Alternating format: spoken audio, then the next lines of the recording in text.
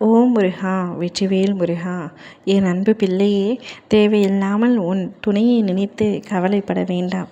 நீ கவலைப்பட்ட அழுத நாட்கள் அனைத்தும் போதும்.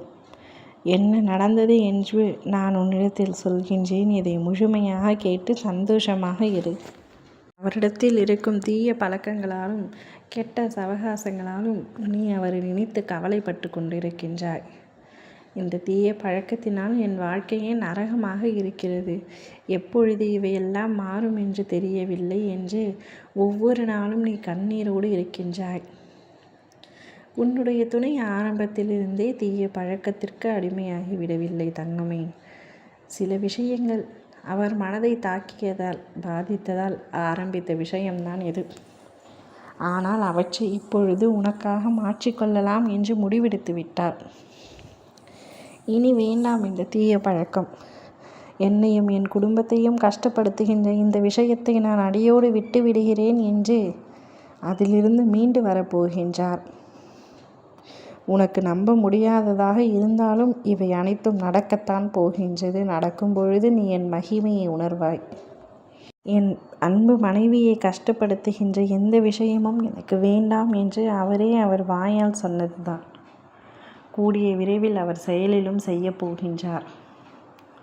உனக்காக அவர் பல விஷயங்களை மாற்றிக்கொண்டார். இறுதியில் இந்த தீய பழக்கத்திலிருந்து அடிமையாகினதை மாற்றிக்கொண்டு சந்தோஷத்துடன் நீ வாழப்போகின்றாய்.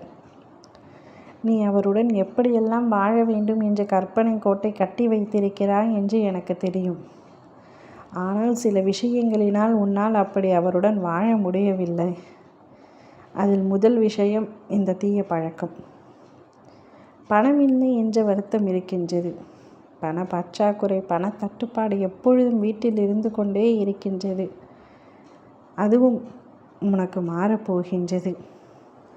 உன் துணை அந்த தீய பழக்கத்திலிருந்து விடுபட்டாலே அனைத்து விஷயங்களும் உன் வாழ்க்கையில் தானாகவே நடக்க ஆரம்பிக்கும். அவரே உன் பண பிரச்சனையையும் தீர்ப்பார். உன்னுடைய குடும்பம் நீ சந்தோஷமாக இருக்க போகின்றது. எல்லா செல்வ வளமும் பெற்று நலமாக இருக்க போகின்றாய்.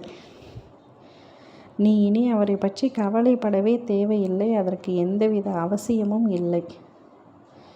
நான் சொல்வது அனைத்தும் உன் வாழ்க்கையில் நடந்து சந்தோஷமாக நீ உணர்வாய். உன்னுடைய துணைக்கு புத்தி வந்துவிட்டது.